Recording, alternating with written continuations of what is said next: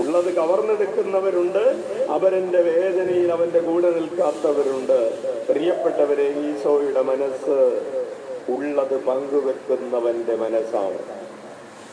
അവന്റെ അടുത്തേക്ക് ചെന്ന് സമയം നഷ്ടപ്പെടുത്തി, തന്റെ ജോലി നഷ്ടപ്പെടുത്തി, തന്റെ സൗകര്യങ്ങൾ നഷ്ടപ്പെടുത്തി, തന്റെ കഴുതയെ നഷ്ടപ്പെടുത്തി അവൻ നടക്കുകയും വേദനിക്കുന്നവൻ കഴുതപ്പുറത്ത് സഞ്ചരിക്കുകയും ചെയ്യുന്നു. അവന്റെ ബാഗിൽ അവന് വേണ്ടി കരുതി വെച്ചിരിക്കുന്ന എണ്ണയും വീഞ്ഞും അവരിനു വേണ്ടി നൽകുന്നു, തന്റെ സമ്പത്ത് അവന് വേണ്ടി നൽകുന്നു. ഞാൻ വന്നിരിക്കുന്നത് ശുശ്രൂഷിക്കപ്പെടാനല്ല, ശുശ്രൂഷിക്കാനും തന്റെ ജീവിതം അനേകർക്ക് മോചന ദ്രവ്യമായി നൽകാനുമാണ്. ഇത് ക്രിസ്തുവിന്റെ മനസ്സാണ്. നിനക്ക് ഈ മനസ്സുണ്ടാകണമെങ്കിൽ ഒരു പരിശുദ്ധാത്മാവിന്റെ അഭിഷേകത്തിലൂടെ മാത്രമേ നിനക്കിത് ലഭിക്കുകയുള്ളൂ. ഇത് നേടിയെടുത്തതല്ല, ഇത് ലഭിച്ചതാണ്. കൈയടിച്ചു കർത്താവ്.